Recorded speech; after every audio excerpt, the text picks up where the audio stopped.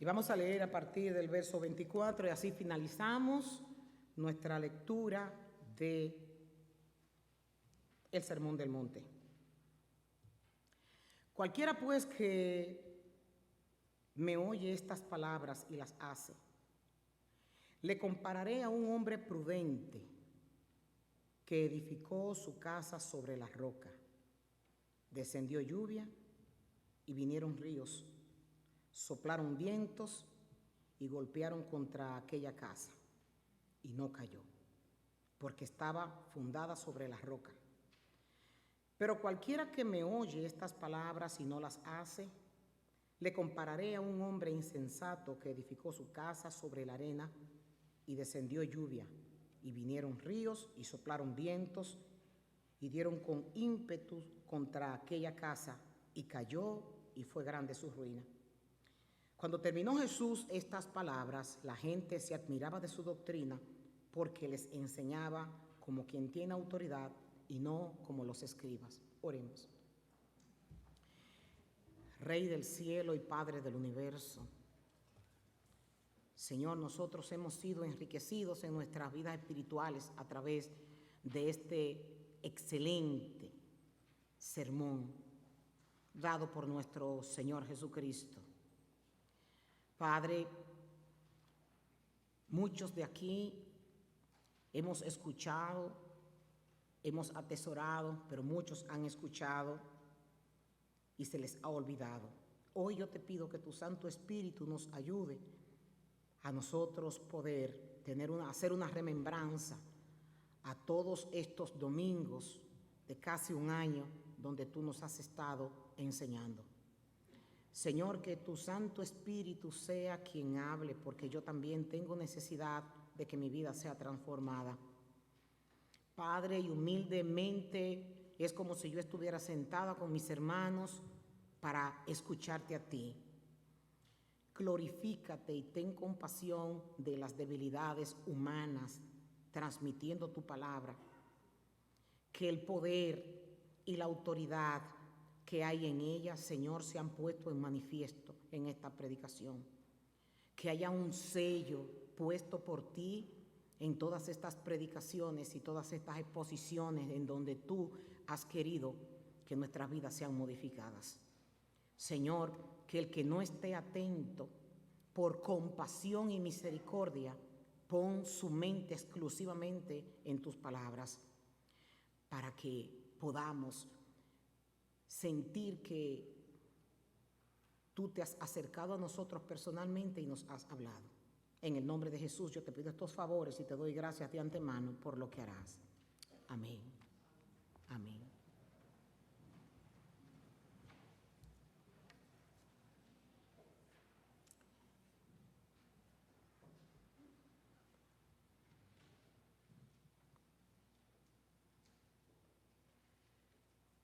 A lo largo de este sermón,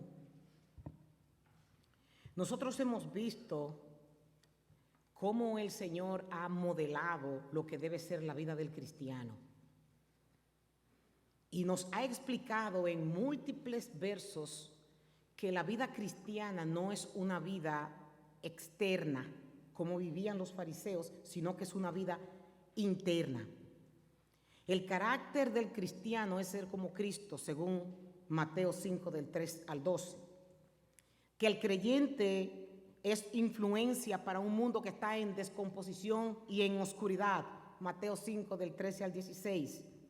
Que su justicia y vida piadosa provienen de un corazón transformado que solo le interesa agradar a Dios y no el ser visto por los demás, Mateo 17, del 6 al 18.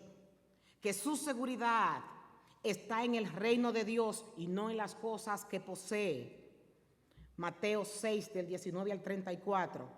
Que ama a sus hermanos, que ama a su prójimo y que tiene una excelente relación con su Padre Celestial, Mateo 7, del 1 al 12.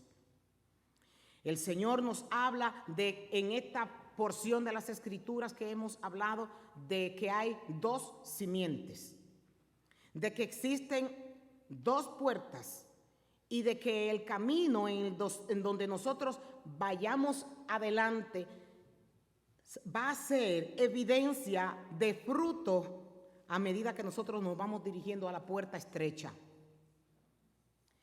Seguido de advertirnos que iba a llegar un día en donde nosotros estaremos frente a Él y que muchos les van a decir que habían hecho cosas en su nombre y Cristo les iba a preguntar que quiénes eran y que no los conocía.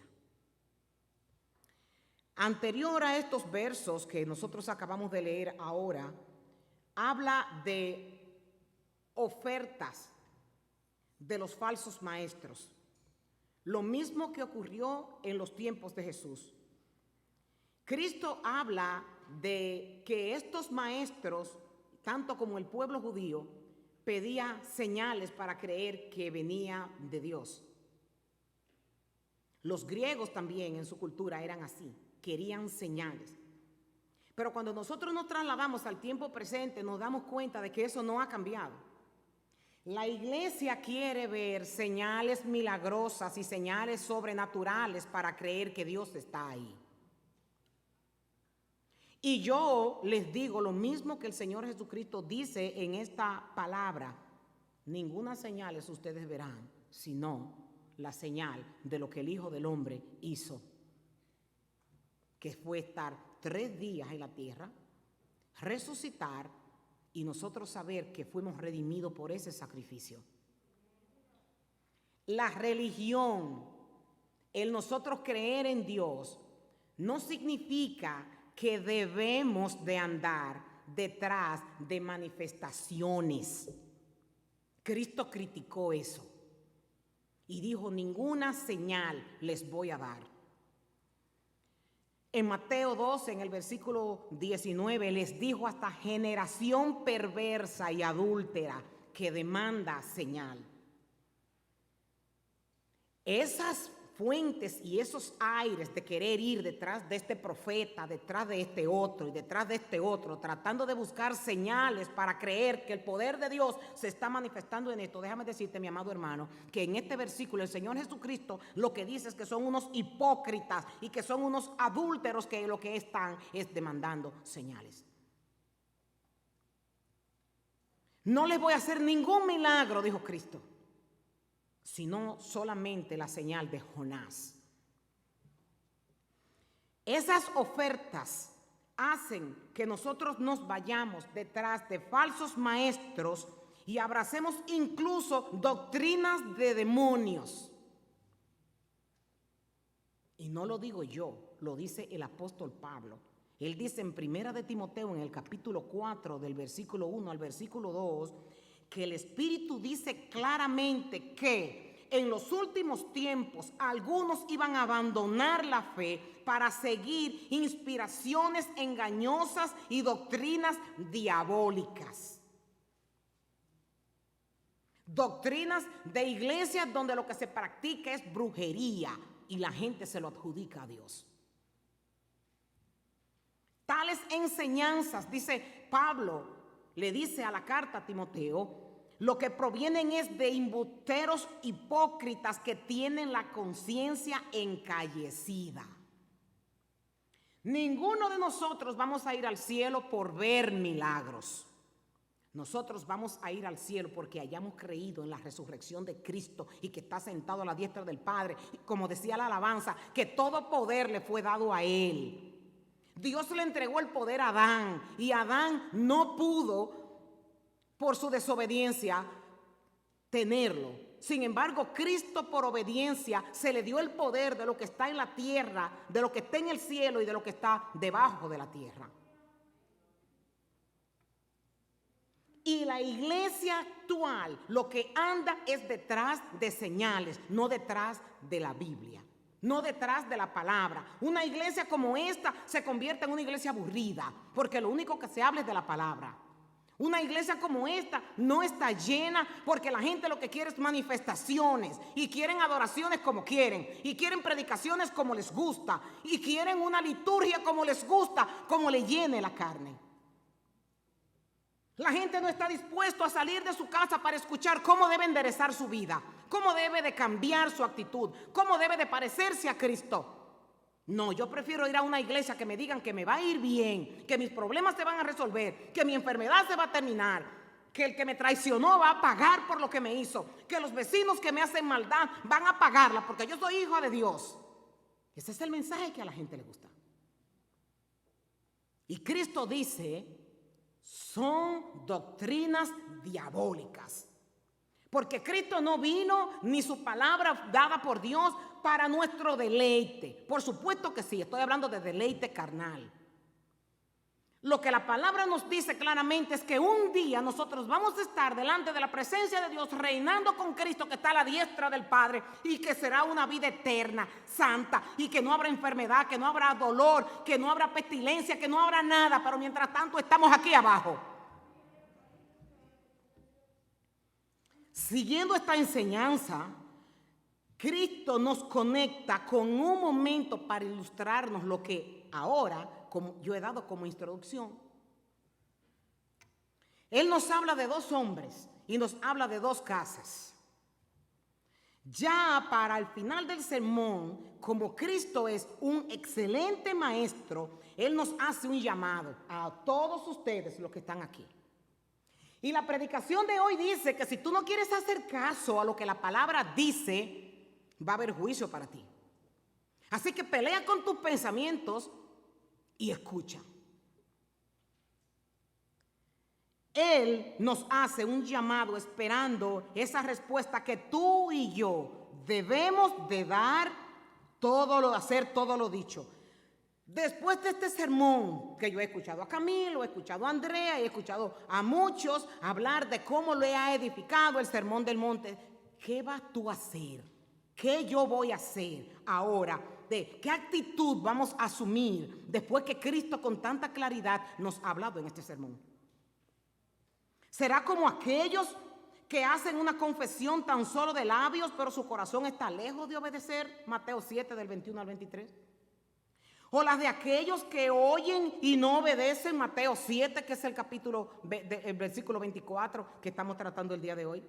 Si tú te fijas bien, en estos versículos son dos tipos de personas de las que Cristo está hablando que tienen las mismas características. Cristo no está hablando del que está fuera de la iglesia y del que está en la iglesia. Cristo está hablando del que escucha su palabra. En este caso, tú entras dentro de ese círculo. El que escucha mi palabra. Y Él dice que de ese grupo, de nosotros, los que estamos aquí, hay dos tipos de hombres o dos tipos de mujeres. Las características hacen lo mismo. Solo tienen una diferencia. Es que todos escuchan, es que todos aprenden, es que todos están atentos a su palabra. Todos los que estamos aquí están escuchando. Todos los que estamos aquí, aunque sea con ese ojo clínico que dice Blanca que tengo, que yo miro por todas las esquinas,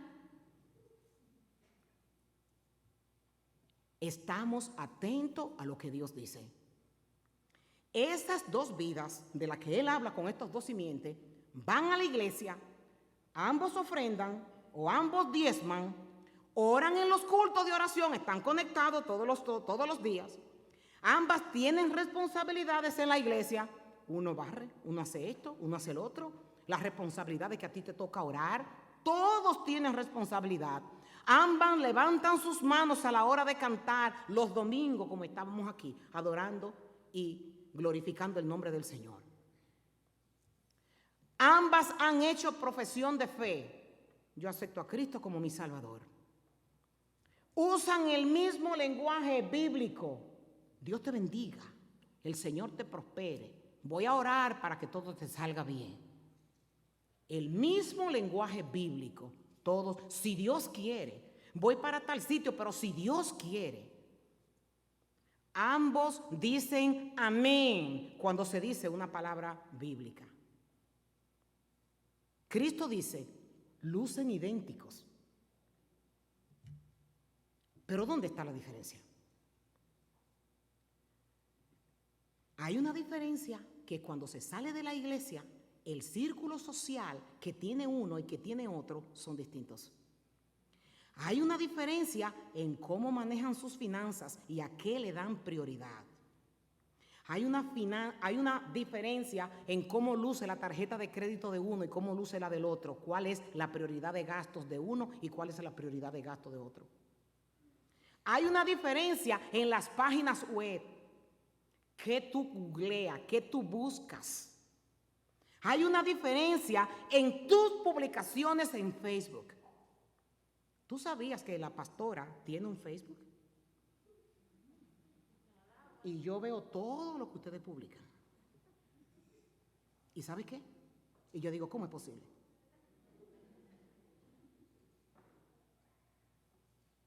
Las mismas publicaciones del impío.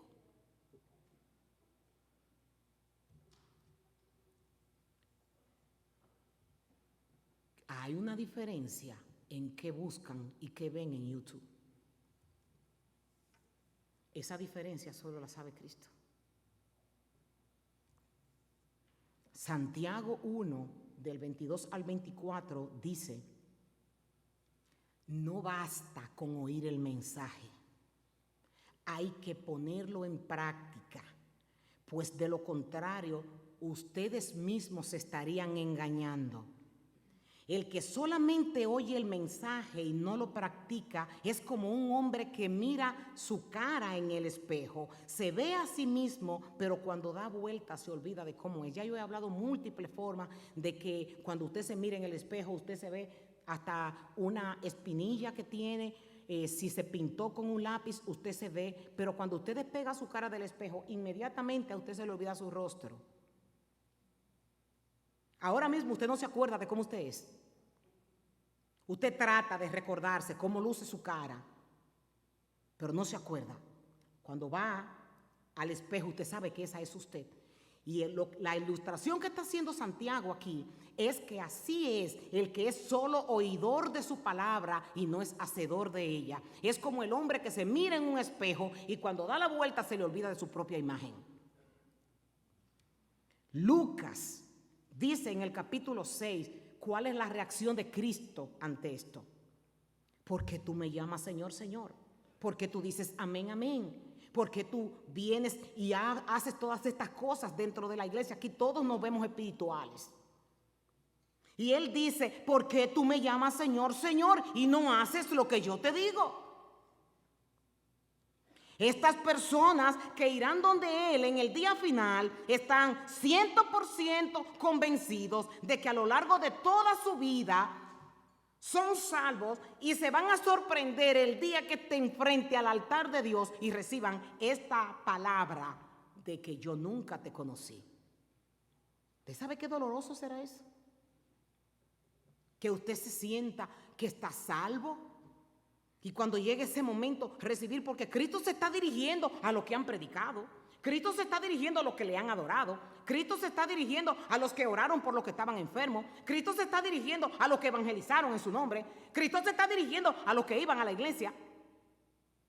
En tu nombre nosotros echamos fuera demonios. En tu nombre nosotros hicimos esto. En tu nombre nosotros hicimos el otro. Y Cristo les va a contestar, yo no te conozco. En aquel día muchos, Cristo especifica, lo que Él nos habla aquí es que hay una mayoría dentro de la iglesia que Él le va a contestar de esa manera. Él dirá, el problema es que mientras tú ibas a la iglesia, mientras tú escuchabas mi mensaje y decías amén, fantástico. Pero al salir a la calle, lo que debías hacer con tus padres, lo que debías de hacer con tu esposa, lo que debías de hacer con tus hijos, lo que debías de hacer con tu prójimo, lo que debías de hacer con tu finanza, decían algo completamente diferente al amén. Permaneciste en la frivolidad de tu vida, pensando todo el tiempo en decir amén a la doctrina correcta, era lo que te iba. Tú pensabas que porque estabas en una iglesia de sana doctrina, eso te iba a llevar al cielo. Tú pensabas que porque te conocías la Biblia, eso te iba a llevar al cielo. De esto es lo que Cristo está hablando después de hacer un final extraordinario en el Sermón del Monte. con un lenguaje bíblico, pero vacío. La forma como vistes. Tienes una ropa para el domingo venir a la iglesia y en la semana te vistes como se viste el mundo. Un uniforme. Aquí aparentan santos, pero cuando están fuera se confunden con el mundo.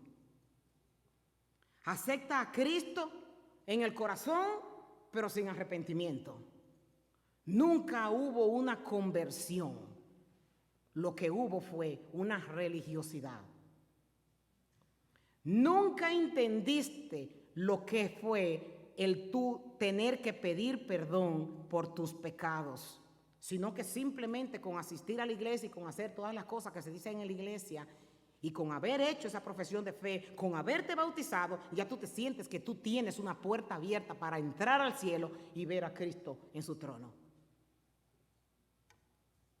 Cuando tú prendes la televisión, ¿qué programas tú ves? El lenguaje vulgar. ¿No te retumban los oídos cuando tú escuchas palabras inadecuadas, palabras que no son santas, palabras obscenas? ¿No te importan esas escenas eróticas? Sentada con tus hijos, viendo toda clase de pornografía permitida en la televisión. Es que los tiempos han pasado, pastora, las cosas ya no están como antes.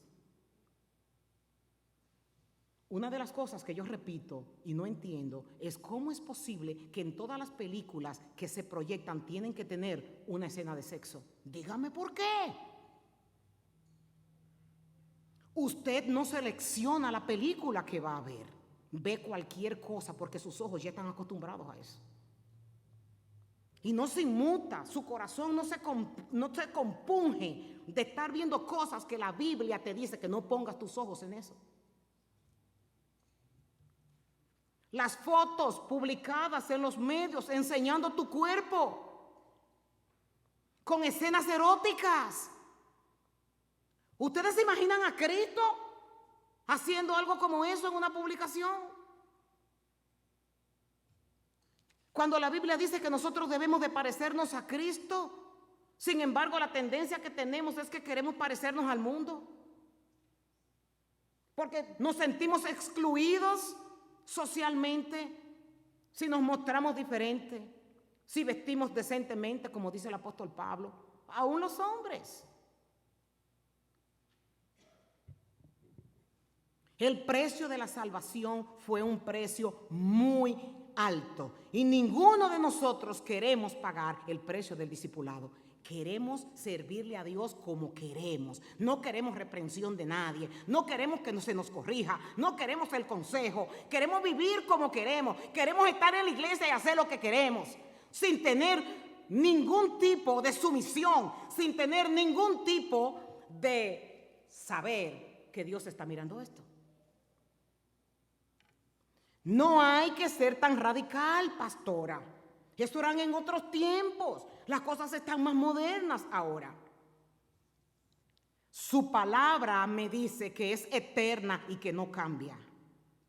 Siguen habiendo, aún en el modernismo, aún en lo que tú quieras calificar, que me digas anticuada o todo lo que tú quieras, siguen habiendo dos puertas, una ancha y una estrecha. Y eso no va a cambiar aunque tu mente diga otra cosa. Nadie quiere perder la popularidad en los medios. Nadie quiere sentirse el patito feo del grupo, sino que todos quieren parecerse. Si uno hace una cosa, el otro quiere hacer otra. Si uno compra una cosa, el otro quiere comprarla también. Si uno está haciendo esto, el otro quiere hacerlo también. Mi estandarte no es Dios, es lo que está pasando en la iglesia.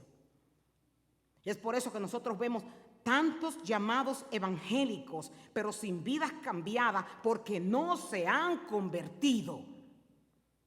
Y la iglesia está llena de gente no convertida, Porque un convertido en donde el Espíritu Santo mora en él, donde Cristo mora en él, donde Cristo sea su ejemplo a seguir, definitivamente su vida tiene que ser transformada. Yo recuerdo que cuando era niña, que se hablaba tan despectivamente de los evangélicos, que se le decía de convertidos y que se excluían, que los muchachos ni se atrevían a mirarla, las muchachas convertidas, porque ellos mismos sabían que no pertenecían a ese mundo. Sin embargo, ahora no hay problemas. Ahora no hay problemas. El inconverso está con el converso y a veces pasan hasta desapercibidos si son cristianos. 24 versículo. Por tanto, cualquiera que oye estas palabras mías, dice Cristo. Aquí hay un escenario donde todos están escuchando. El maestro por excelencia es quien habla la palabra. Pero uno las usa, las puso en práctica y el otro no. Cristo aquí no está hablando de doctrina bíblica. Cristo aquí no está hablando de sana doctrina. Cristo aquí no está hablando de tu conocimiento bíblico. Cristo aquí no está hablando de que tú sepas realmente cuál es su palabra bien interpretada. Cristo está hablando que aún tú sabiéndolo no haces la voluntad de Él.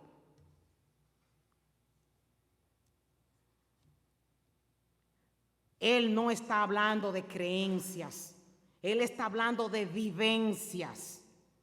La diferencia en uno y el otro es el lugar donde va uno y donde va el otro. La buena doctrina de los fariseos, no había nadie que supiera más que los fariseos. Sin embargo, no practicaban lo que decían.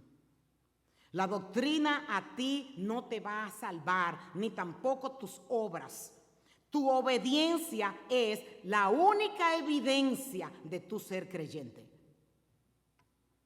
Juan 15:5 dice, el que permanece en mí y yo en él da fruto.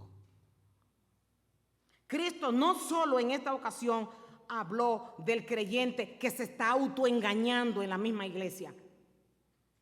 No solamente aquí a Cristo le preocupaba mucho el que se cree que es salvo y no es. Está muy bien que tú sepas cuál es el camino de la salvación. Está muy bien que tú puedas desmenuzar lo que es el misterio de la cruz. Está muy bien que tú sepas todo esto.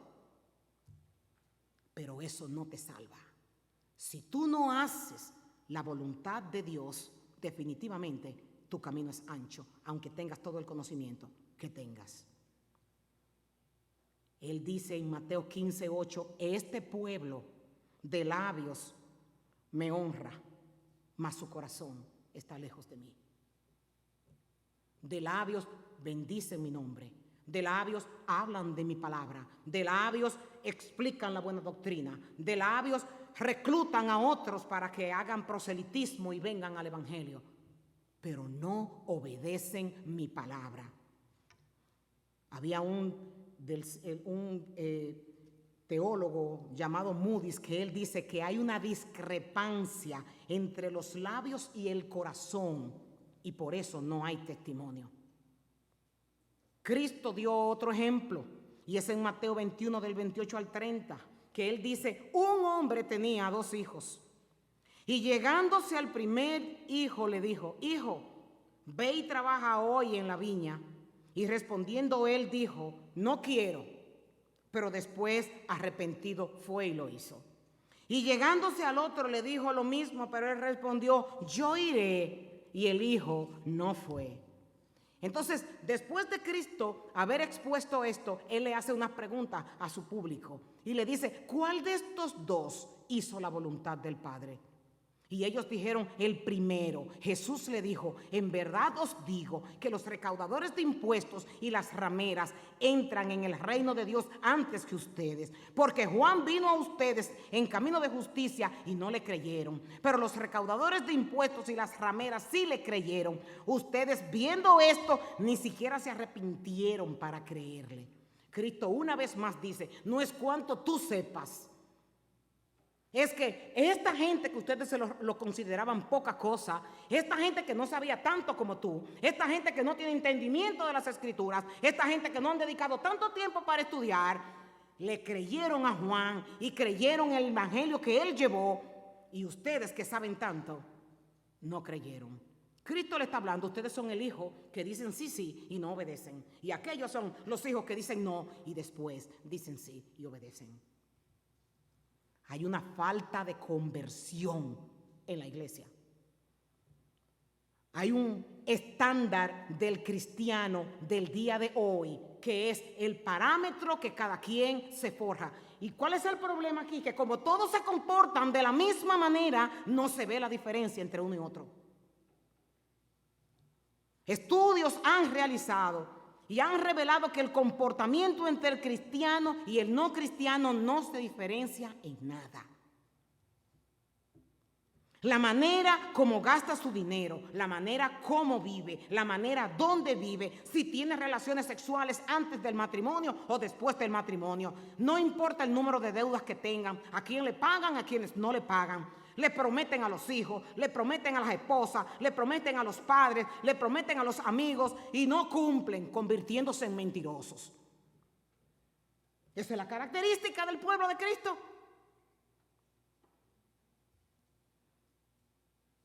Aún se endeudan con el mismo Dios prometiéndole y no le cumplen a Dios.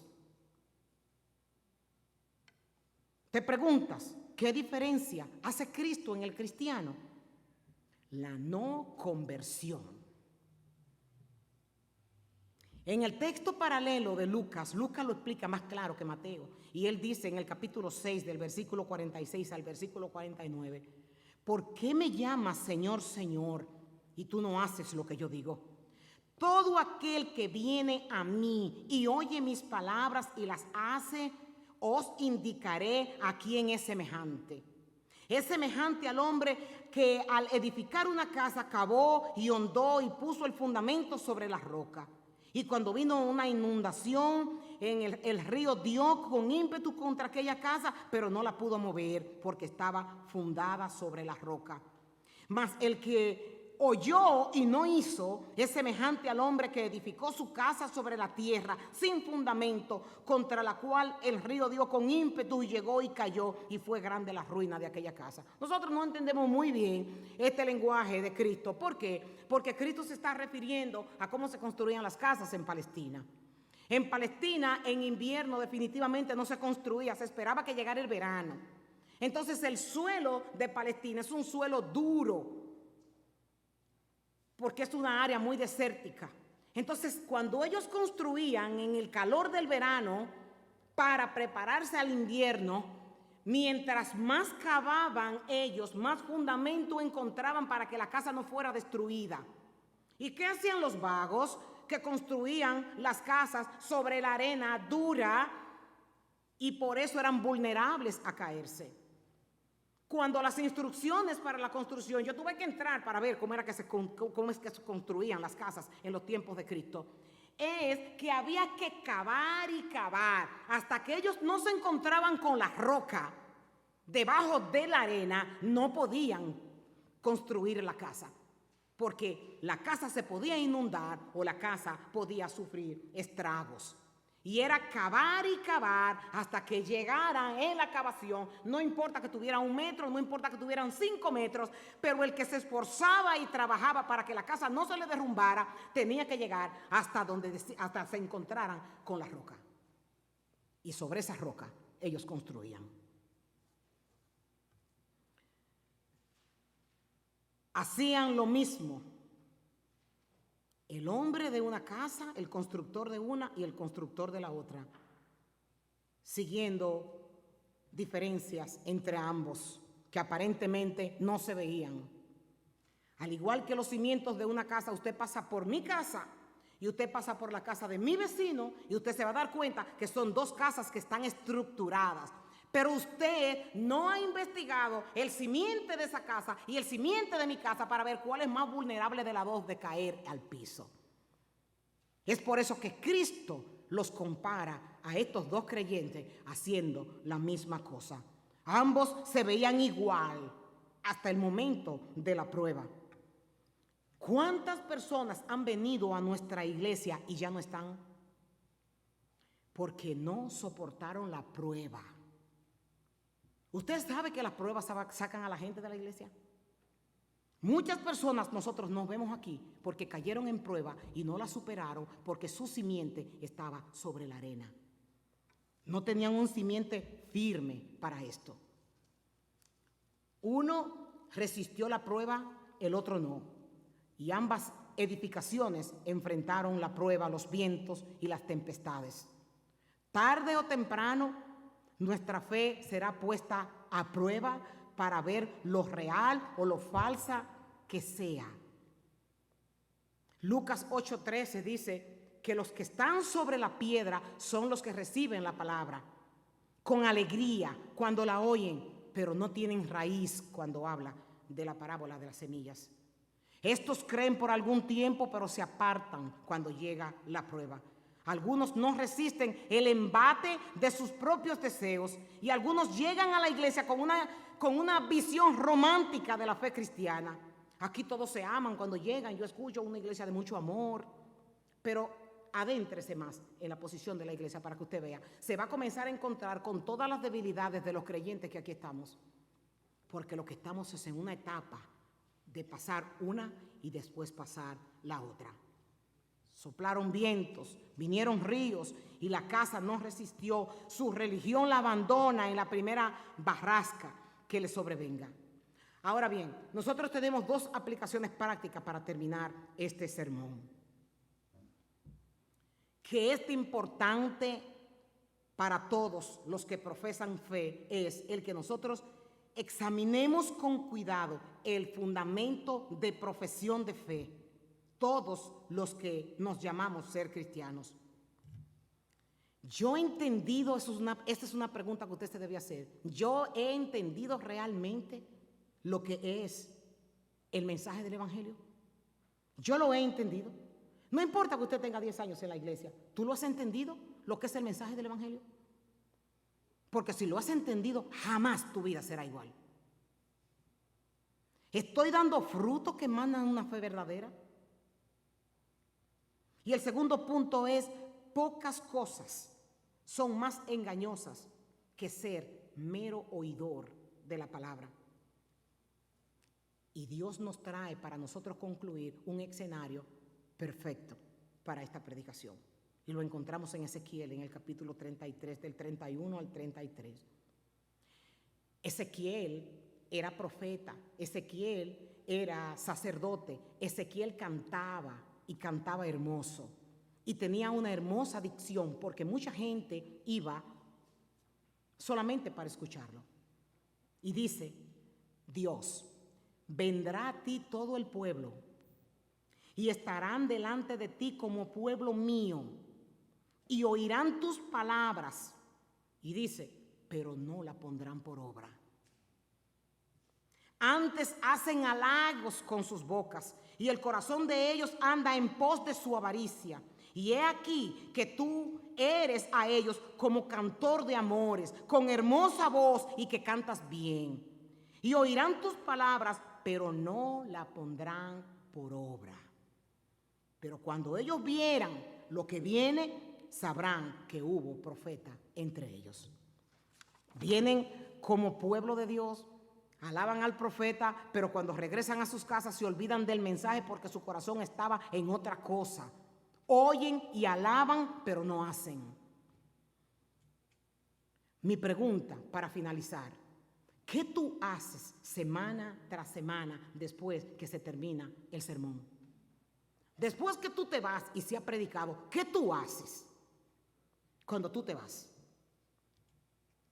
Yo voy a ser honesta y les voy a decir que yo he estado en reuniones después que termine el culto y yo no escucho a nadie hablando del mensaje.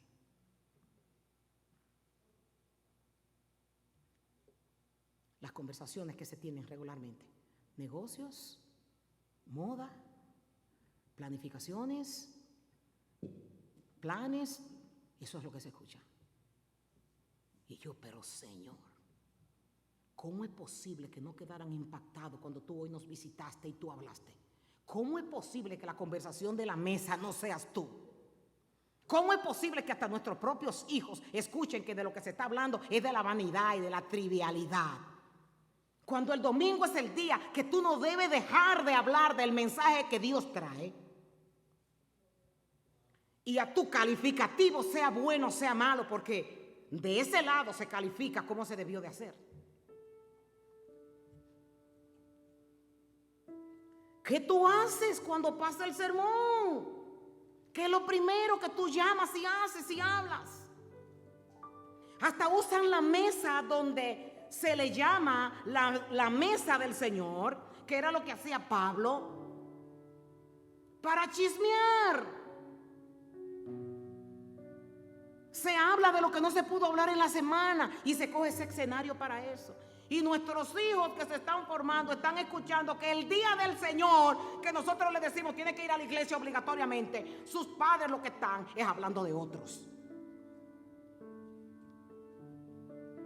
El incrédulo sabe que es incrédulo, pero mayor peligro es el que está aquí creyendo que es y que no es. ¿Qué consejo vamos a dar para finalizar el Sermón del Monte? Toma este sermón, léelo completo y examina tu vida a través de la luz de las enseñanzas de cómo debe ser un discípulo de Jesucristo. Se puede decir de ti que tú estás examinándote a la luz de este sermón y que día a día tú estás luchando por ser humilde, por ser manso, por tener sed de justicia, por ser santo, por tener consideración con el prójimo. ¿Estás todos los días tú en eso? A mí me va a dar un ataque al corazón un día predicando. Porque es que se me sale el alma de yo ver la irreverencia ante el Señor.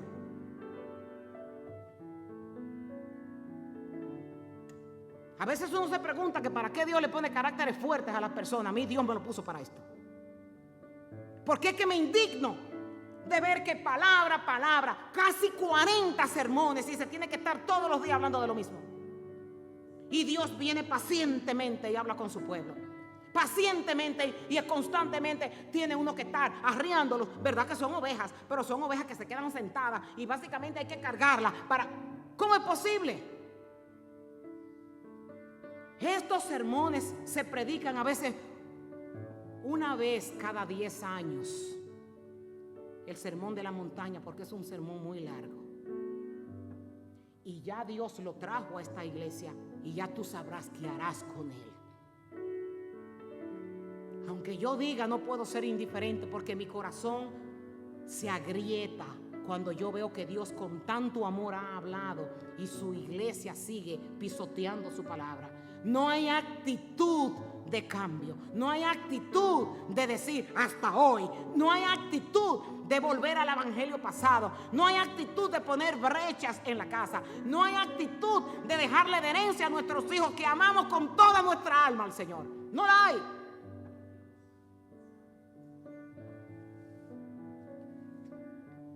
La invitación de Cristo sigue. Entrar por la puerta estrecha, entrar por la puerta del arrepentimiento, de la gracia y de la misericordia. Hoy he puesto delante de ti la vida para que viva. Hoy he puesto delante de ti la palabra de verdad. Hoy he puesto delante de ti el compromiso de que cuando estés delante de la presencia del Señor no quedarás sin excusa. Porque Dios te ha dado el consejo, el buen consejo para que te parezcas a su Hijo Jesucristo. Ya la responsabilidad recae sobre cada uno de los que aquí estamos. Vamos a ponernos de pie y vamos a orar.